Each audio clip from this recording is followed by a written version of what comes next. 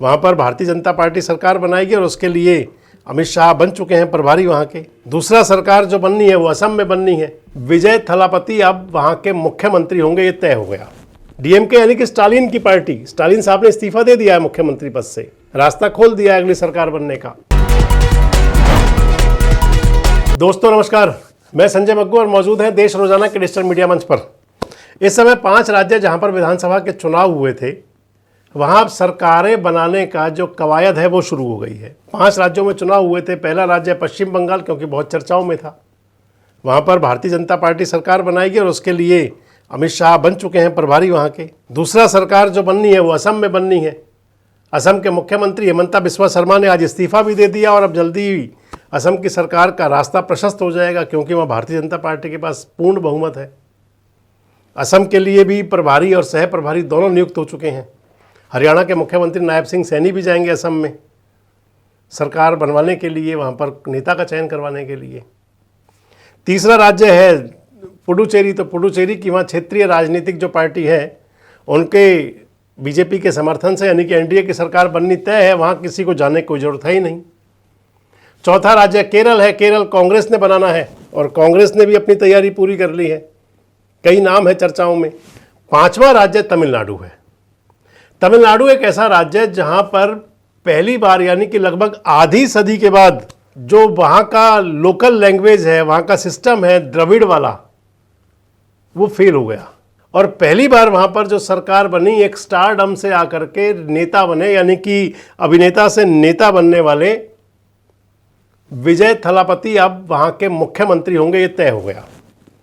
विजय थलापति मुख्यमंत्री किस प्रकार होंगे? हालांकि उनके पास तो अपनी सीटें 108 है, बहुमत के लिए 117 सीटें चाहिए, लेकिन सारा सिस्टम सब बन चुका है। इधर बड़ी चर्चाएं हैं कि एआईडीएमके पार्टी में टूट हो सकती है और उनके 20-22 एमएलए जा सकते हैं। और दूसरा, कांग्रेस पार्टी ने अपना समर्थन पत्र जारी भी कर दिया है। थलापति भी चाहते हैं कांग्रेस उनके साथ हो और कांग्रेस आला कमान ने भी तय कर लिया। प्रियंका गांधी वाड्रा ने आज सोशल मीडिया फेसबुक पर अपना वो लेटर भी जारी किया है, जिसमें कि कांग्रेस के 5 विधायक समर्थन देंगे। और विजय थलापति के लिए जो जरूरत है 117 एमएलएज की, उसका सिस्टम पूरा बन गया है। अगर एआईडीएमके आए ना आए कोई दिक्कत नहीं है। हालांकि कांग्रेस के समर्थन का विरोध कर रही है डीएमके जरूर।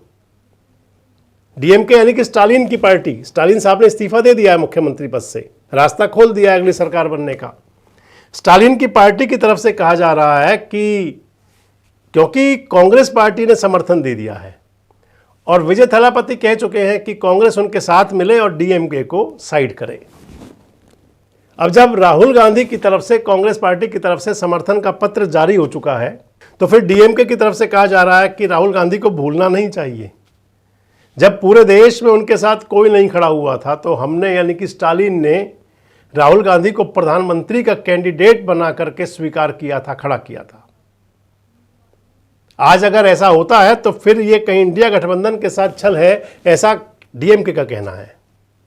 लेकिन क्योंकि राजनीति कुछ ऐसा ही कहती है, अगर कहीं विजय थलापति, जिन्होंने खुद कांग्रेस को, राहुल गांधी को, थलापति के पिताजी ने भी कहा कि अब कांग्रेस हमारा साथ दे, और विजय थलापति को चाहिए कि उनके साथ कोई ऐसी पार्टी साथ में हो जो बिल्कुल अग्रेसिव तौर पर भी काम कर सके और जिसका अनुभव भी हो। भारतीय जनता पार्टी के साथ वो जाना नहीं चाहते। ऐसे लिहाज से कांग्रेस का समर्थन पत्र जारी करना भी वाजिब है, जरूरी है रोकना उनको।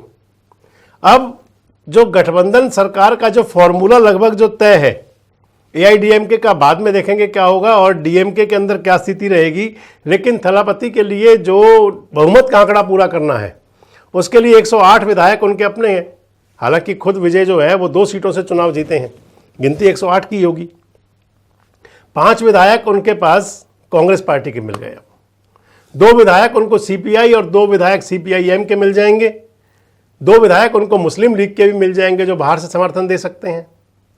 1 विधायक अम्मा की पार्टी का है और 1 विधायक वहाँ पर एक और पार्टी का है। अगर इन सबको जोड़ लेते हैं तो 113 के बाद में 2 सीपीआई 115, 2 सीपीएम 117, 2 मुस्लिम लीग 119, 1 अम्मा की पार्टी और 1 अन्य पार्टी, यानी कि 122।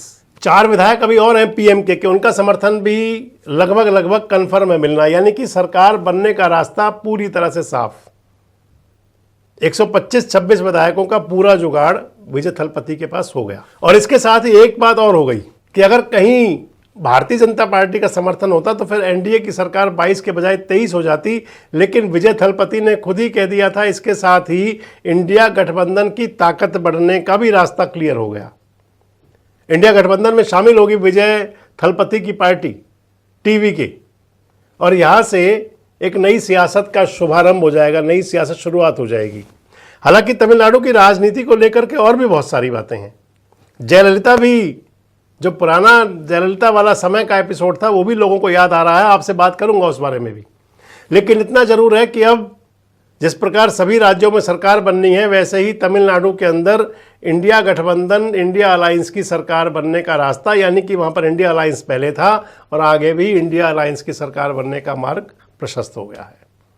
कितने कामयाब होंगे विजय थलपति, किस प्रकार चलाएंगे वो तमिलनाडु को, क्योंकि रंगमंच और सियासत का मंच दोनों बड़े अलग होते हैं। अनुभवी लोगों को भी साथ में जोड़ रहे हैं और इसके साथ साथ नौसिखिए राजनेता भी उनके साथ पूरी तरह भरमार में है।